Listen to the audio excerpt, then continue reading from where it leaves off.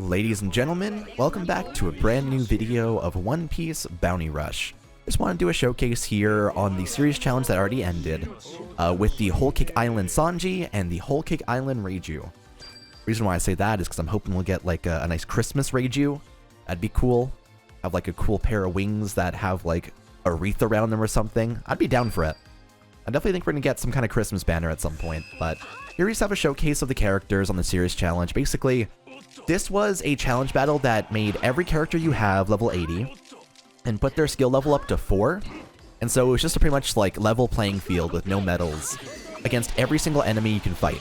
And you'll see here, Reiju actually does a really good job inside here without medals at all. She's a really good character for a general harassment and just generally being really annoying. I play her as mostly like a pseudo defender runner inside this game here. Her second is an invulnerability barrier that inflicts poison on all enemies in the area and also gives invulnerability to all teammates in an area. And her first is like a poison shot that she uses. Her NAD is also super fast. You can see my NAD also inflicts poison on every crit, so whenever I'm hitting that Wano Law, for example, it's doing a good job at just taking down his HP. I run backwards here to D to grab the flag that the enemy Reiju is just overextending and grabbing. The thing with Reiju, you can see here actually, she's really bad and really squishy at overextending. So as a runner, she's not really made to go all the way back to the enemy flags like Kizaru or a Doffy would. Because Doffy and Kizaru are pretty much made to be complete harassment and just be super annoying, while she's more made for a couple of kicks to crit the enemy and then gaining heals back off of it. Because whenever you crit an enemy and inflict poison on them, you actually gain, I think it's 15% HP back? Something similar to that. So she's a really good person at just being this general defender, and with the invulnerability that she inflicts on her teammates, I use this here to inflict poison on the one enemy, and I get Wano Law with it as well, but it's not that great for my teammates because they actually go down pretty fast. Something interesting here, you'll see in this interaction, I dash out, and then my NAD actually connects more than the Kizaru's did. His first hit totally whiffs, and her fast NAD actually lets me like catch him and be good to go. The issue is, she won't be able to do good damage against a Kizaru whenever he has actual medals and like actually has a build that's worth anything. So only in that scenario, in this serious challenge, would that be a thing that happens. I head up here to this Jinbei and Aokiji duo. I don't really know how to deal with them. I use my second tier to try and make the poison go off on them to just get some extra work in. But I do get one shot super easily by Jinbei. Even without being a power user, Jinbei is still one of the best units for one-shotting enemies. I realize here, so we have our Gear 4th going to get that flag right now. I know I go to grab this plate right here because I feel like I need to take down the Jinbei and the Aokiji, and without it I wouldn't be able to. Get the crit there and get the kill on the Aokiji. I hop down here just to be safe, but we're pretty much just win this, honestly. They end up leaving the flag for a little bit too long. Made us actually get the win, which is nice. But you can see inside that gameplay, Reiju's fast NAD, as well as her second being this invulnerability, makes her a really good force on a team where you're trying to be a support. So she's made... So if we point to Doffy, and we look at him as the runner that controls everything, Reiju is the runner that helps the teammates and can harass like a little bee. She's basically like a queen bee that's able to harass the enemies and just jostle around the field and do whatever work she needs to. Whether that be needing to be in middle and Dressrosa to get invulnerability off, whether that be running to a certain flag within a certain time to get it at the end of a game. She's made to be this like pseudo middle ground. I like it a lot actually. I'm surprised at how well it fits my gameplay style. Granted, at this point, I would honestly just say just play runner for it, or just play defender forehead, but listen, okay. I like Reiju. She's a fun character. You can see here, I get knocked back pretty far. I decide to go over this way, because I don't really have the ability to do too much. Even if I kill Bej here, I realize the fish is coming. I'm dead. So, got him down with the poison luckily, but not a great scenario, all in all. At least we kept the flag for B, right? Kizaru grabs our flag here. I know that he's going to dodge immediately, so I go and kick him once. and he panics and dodges, and then I kick him and take him down with the first. The first is actually one of the best strong attacks in the game, in my opinion. It's fairly instant. There's very, very few ultimates that actually beat it. The second of time skip Luffy is one of them, and I believe there's one other interaction later on that we have that also interrupts it. But it has a good crit rate, it's good for one-shotting, and also just controls the field pretty well, because it has a pretty big AoE on it as well. His NAD is also kind of weird. It has a first kick, and then it locks you into like a full spin around in a circle and then kick downwards with the fire.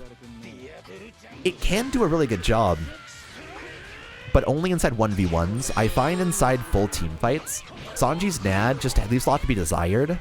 It's because it locks you into this extra kick at the end. If it let you stop after the spin in a circle, it'd be fine.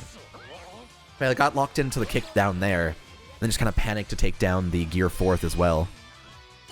Here I try and think of what I can do.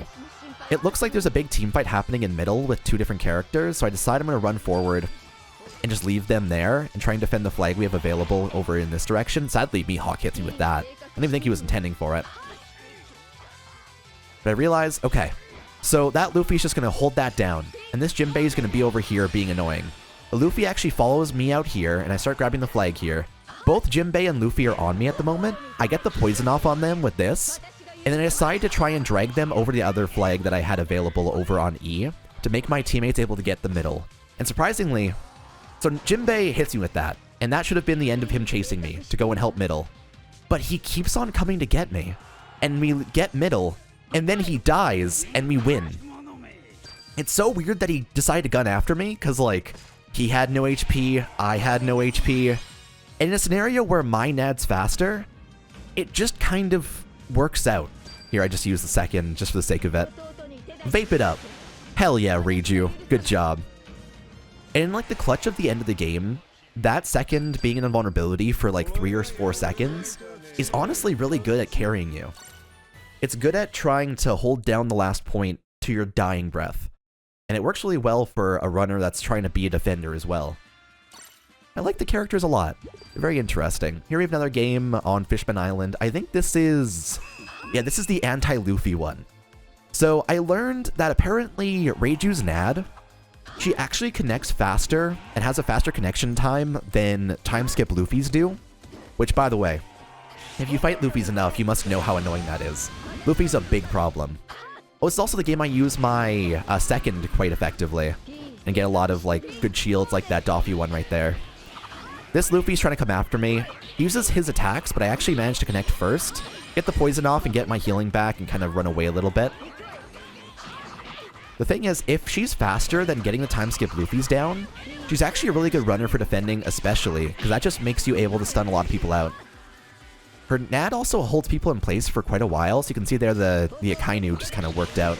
Use my second tier to get the Akainu to use his fist. He manages to get some good damage on the Luffy, I believe. And finally... ooh, that's not too great.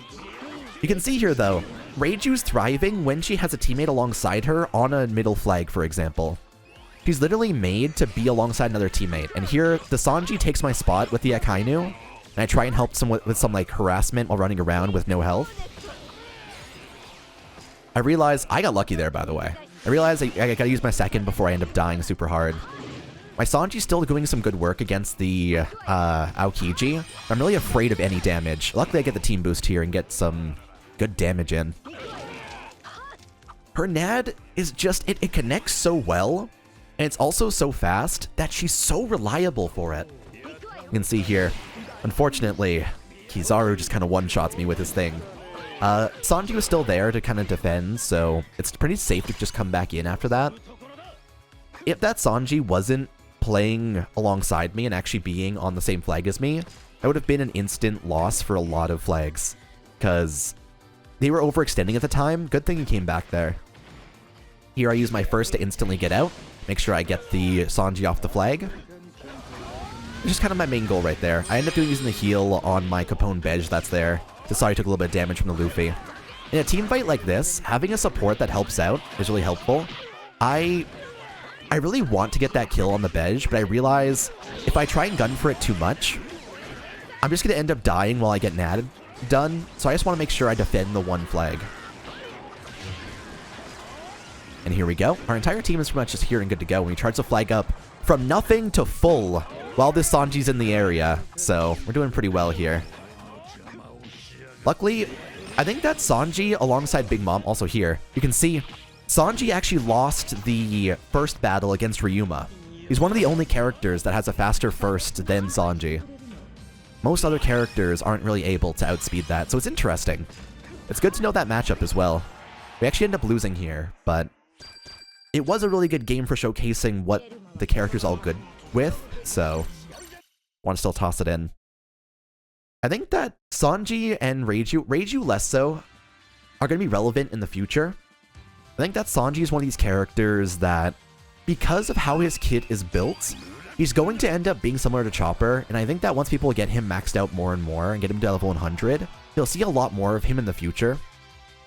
The current issue is Zolojuros are kind of just the answer to a lot of things and a lot of situations, but once we get a shift where we get like a really, really good green, I think that you'll see a lot more Sanjis in the future. I actually end up getting the dodge on that Luffy second, by the way, which is super lucky. This whole battle that you're going to see throughout this entire match is going to be basically a team fight in middle.